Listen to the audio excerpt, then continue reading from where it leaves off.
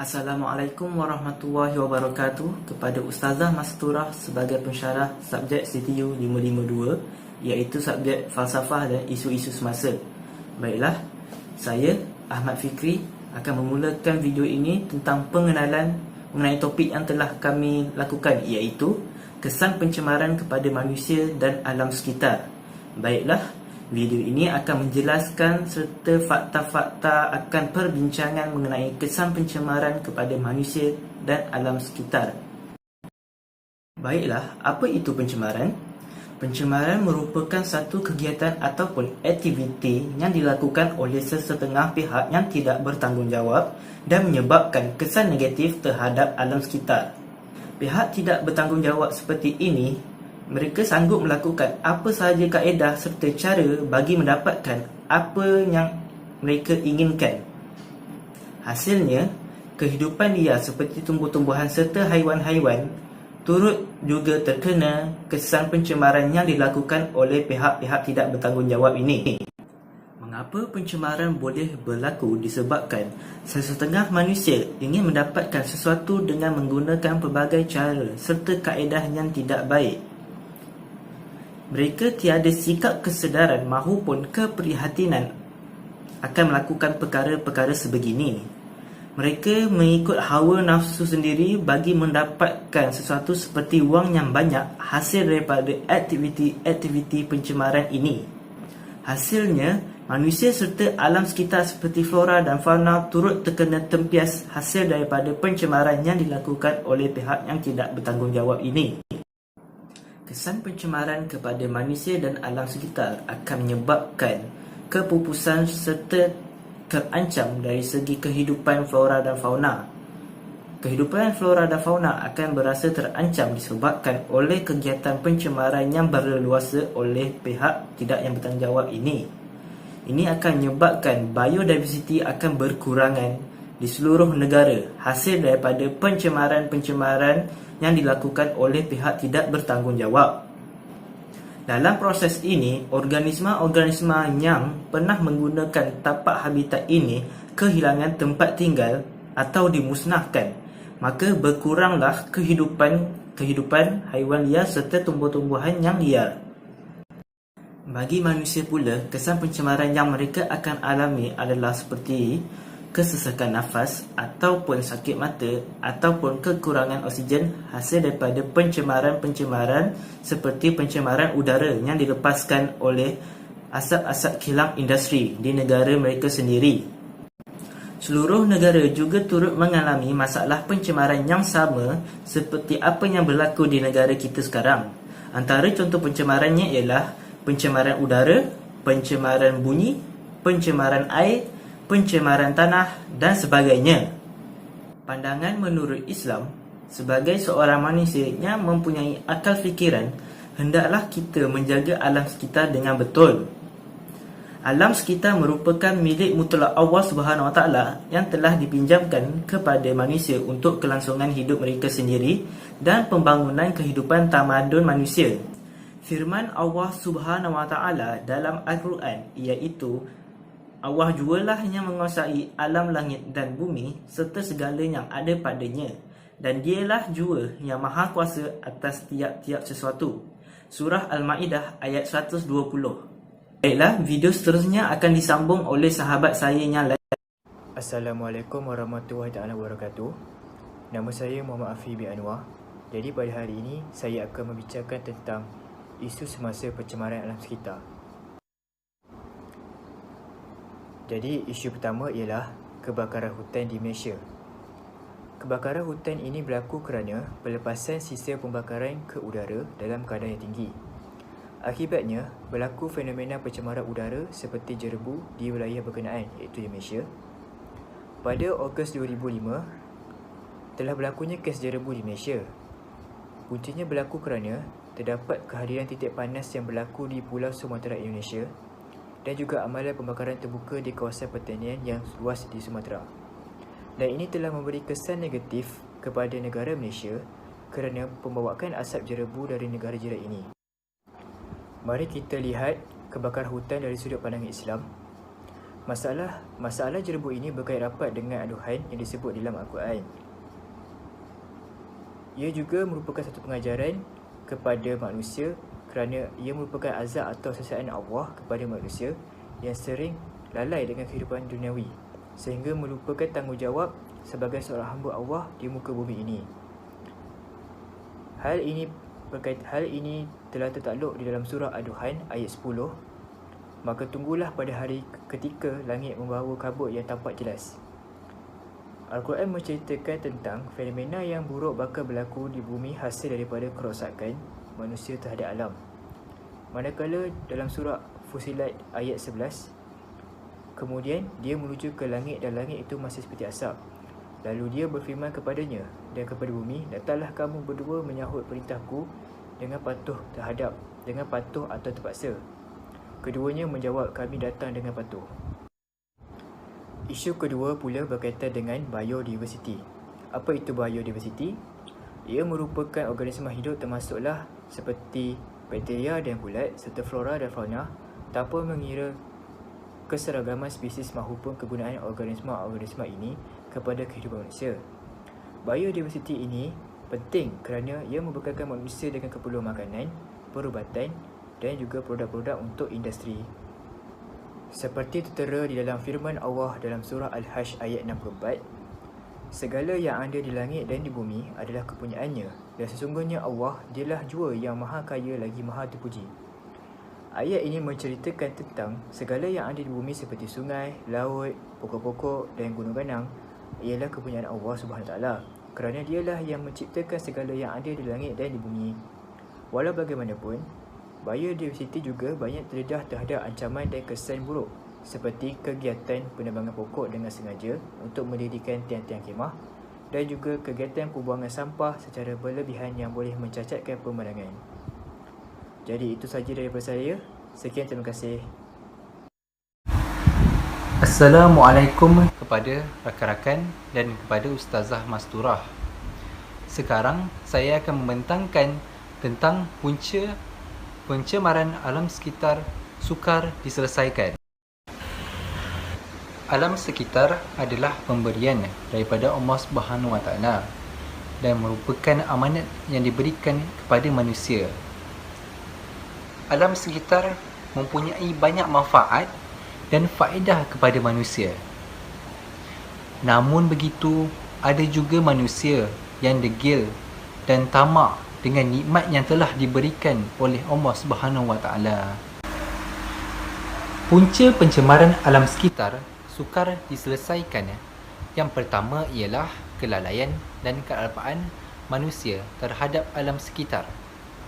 Sebagai contoh, ada satu kes pencemaran alam sekitar iaitu pencemaran sisa bahan kimia di sungai yang menjejaskan orang ramai.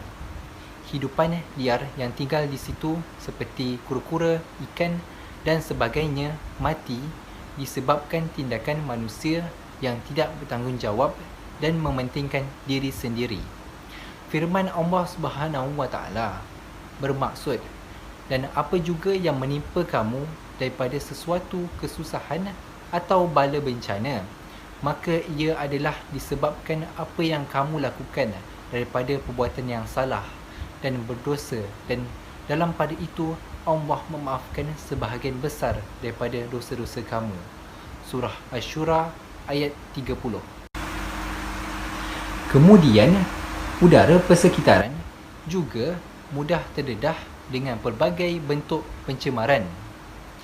Firman Allah Subhanahu Wa Taala dalam Al-Quran bermaksud, telah timbul pelbagai kerosakan dan bala bencana di darat dan di laut dengan sebab apa yang telah dilakukan oleh tangan manusia.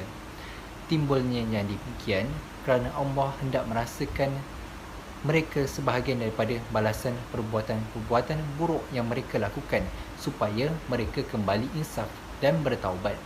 Surah Ar-Rum ayat 41. Dan segala kerosakan dan kemusnahan yang berlaku adalah berbunca daripada manusia itu sendiri, dan mereka perlulah menginsafi daripada kesalahan yang telah mereka lakukan kepada alam sekitar. Punca yang kedua ialah kegiatan haram manusia. Haiwan dan pokok-pokok adalah antara alam sekitar yang sangat bernilai dan indah yang dicipta oleh Allah Subhanahu Wa Taala. Namun begitu, ada juga manusia yang melakukan pembalakan haram terhadap pokok semata-mata untuk wang dan kepentingan diri sendiri. Kesannya ialah berlakunya hakisan tanah, pemendapan, kerosakan cerun dan tanah runtuh. Tambahan pula, ada juga pemburu haram yang membunuh hidupan liar yang tinggal di dalam hutan untuk kepentingan diri sendiri. Haiwan yang liar ini diburu atau dibunuh kerana wang. Contohnya, gajah dibunuh kerana gadingnya, manakala beruang dibunuh kerana bulunya, dan banyak lagi. Disebabkan oleh pemburu haram yang membunuh hidupan liar, muncullah penyakit baru yang bernama coronavirus atau COVID-19 yang tersebar di seluruh dunia. Yang terakhir sekali, punca pencemaran alam sekitar sukar diselesaikan ialah kesedaran manusia terhadap alam sekitar. Pencemaran alam sekitar sering berlaku sama ada pencemaran udara, air ataupun bunyi bising yang berlaku di dalam kehidupan seharian kita. Namun, kesedaran manusia yang sangat rendah dan mengecewakan walaupun dengan pelbagai inisiatif dan program yang dilaksanakan oleh pihak yang bertanggungjawab. Ada satu peribahasa yang sama dengan ayat ini, iaitu seperti mencurahkan air ke daun keladi. Ada juga yang tidak prihatin dan tidak mengambil berat langsung tentang masalah pencemaran alam sekitar ini. Sebagai contoh, apabila ada paip yang bocor, tiada sesiapa yang mengambil tindakan ataupun melaporkan masalah ini kepada pihak yang bertanggungjawab. Namun mereka menunggu sehingga kes ini menjadi teruk, barulah mereka membuat tindakan. Assalamualaikum warahmatullahi wabarakatuh dan selamat sejahtera. Nama saya Muhammad Alif bin Zainuddin daripada kelas CTU 552K. Jadi saya akan membentangkan tentang kesan dan tindakan sesama manusia dalam memelihara alam sekitar dari sudut Islam. Kita sendiri dapat menyimpulkan bahawa manusia sendiri telah menyumbang terhadap pencemaran alam sekitar. Mengikut kesepakatan secara global, iaitu persefahaman antara UNEP, iaitu Program Alam Sekitar Pertubuhan Bangsa-Bangsa Bersatu, dan juga Pesuruhjaya Tinggi Hak Asasi Manusia OHCHR. Jadi terdapat beberapa langkah yang mereka telah ambil, agak banyaklah langkah yang telah diambil bagi memastikan masyarakat dapat sedar tentang pencemaran alam sekitar ini. Ada di antara langkah-langkah yang telah diambil oleh Kerajaan Malaysia. Antara langkah-langkah yang boleh diambil adalah seperti tidak mengenakan sebarang tindakan kepada orang yang aktif mempromosikan tentang pencemaran alam sekitar, di mana niat mereka adalah untuk menyedarkan masyarakat sendiri tentang bahayanya tentang alam sekitar. Jadi tidak wajar untuk mengambil sebarang tindakan terhadap mereka sendiri. Dan yang kedua adalah kerajaan perlu sentiasa melakukan kempen dan mempromosikan tentang alam sekitar ini, dan mereka boleh melakukan pelbagai program seperti konsert ataupun pameran ataupun mini museum. Dan yang ketiga yang kita boleh ambil adalah dengan menerbitkan segala benda maklumat yang telah diperlukan terhadap alam sekitar ini menerusi pelbagai media seperti media cetak dan media elektronik seperti televisyen, radio, buku, majalah dan sebagainya. Kerajaan boleh mengambil beberapa media yang agak popular untuk diberi tumpuan daripada oleh masyarakat supaya mereka dapat membaca dan menonton kesan positif dan negatif terhadap alam sekitar ini. Penjagaan alam sekitar ini juga boleh diambil menerusi maqasid syariah. Jadi langkah ini difokuskan terhadap keperluan manusia sendiri, iaitu ad-daruriyah. Dan ad-daruriyah ini boleh terbagi kepada 5 penjagaan mengikut Khairul Azhar bin Minangani, iaitu penjagaan melalui agama, akal, nyawa, harta dan keturunan. Jadi yang pertama, penjagaan agama. Pencemaran alam sekitar ini amat bergantung terhadap keimanan seseorang. Jadi sebagai contoh, apabila orang tu amat rendah imannya, mereka kurang kesedaran terhadap negatifnya pencemaran alam sekitar ini. Jadi mereka akan sentiasa melakukan pencemaran alam sekitar, tetapi orang yang amat teguh imannya, yang boleh dikatakan imannya tidak rosak, orang-orang sebegini tidak sesekali akan mengganggu alam sekitar daripada mencemarkannya, kerana mereka tahu bahawa terdapat impak negatif dan juga impak yang positif terhadap alam sekitar ini. Penjagaan manusia akal pula adalah di mana manusia telah diberikan akal daripada Allah bagi tujuan menimba ilmu pengetahuan dan meluaskan lagi ilmu yang mereka ada, dan mereka juga boleh menyelidik, memberikan segala benda maklumat yang mereka ada melalui pakar mereka sendiri terhadap alam sekitar, iaitu di mana mereka boleh menghubungkan kait antara alam sekitar itu sendiri dan juga manusia, dan juga antara Allah. Yang ketiga iaitu penjagaan melalui nyawa. Apabila mereka dapat menjaga alam sekitar dengan baik, jadi nyawa mereka tidak akan terjejas.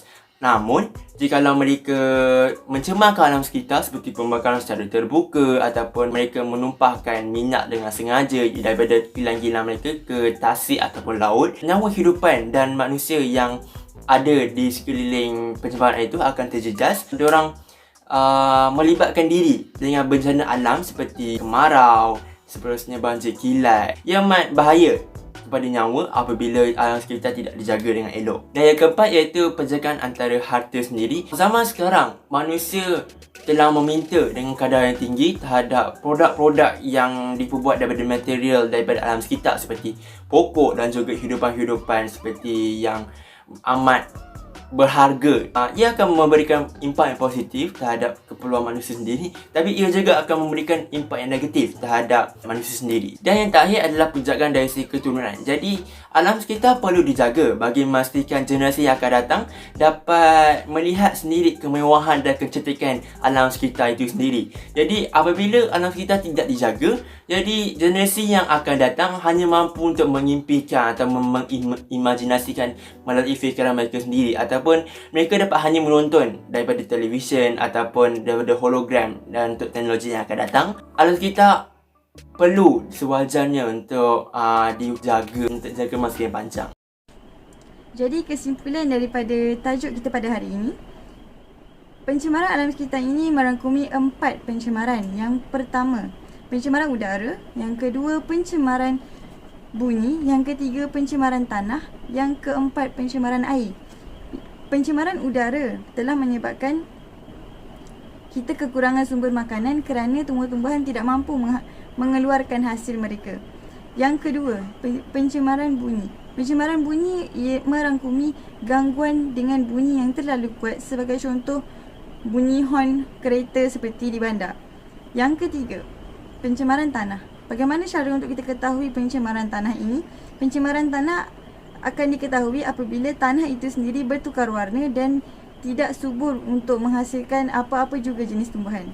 Dan yang terakhir, pencemaran air. Pencemaran air memberi kesan terhadap hidupan akuatik, juga terhadap kita sebagai manusia. Kerana jika seseorang daripada kita meminum air dari sumber yang tercemar, kita akan mendapat satu penyakit yang tidak diingini. Jadi, kesan yang akan berlaku jika bumi tanpa alam sekitar, iaitu tanpa tumbuh-tumbuhan, dunia akan mengalami pemanasan global, yang mana pemanasan global itu akan mencairkan ais di kedua-dua kutub dunia dan akan menyebabkan paras air laut menjadi lebih tinggi daripada biasa.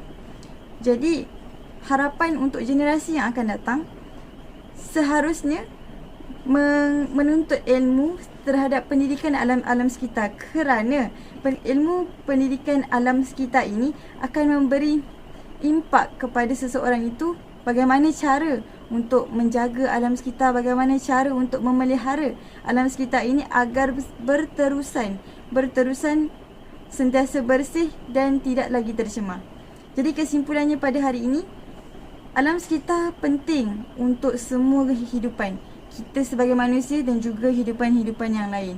Jadi setiap di antara kita mestilah berganding tenaga, berganding bahu untuk memastikan alam sekitar kita sentiasa bersih dan tidak lagi tercemar demi kemaslahatan kita semua. Itu sahaja daripada saya. Terima kasih.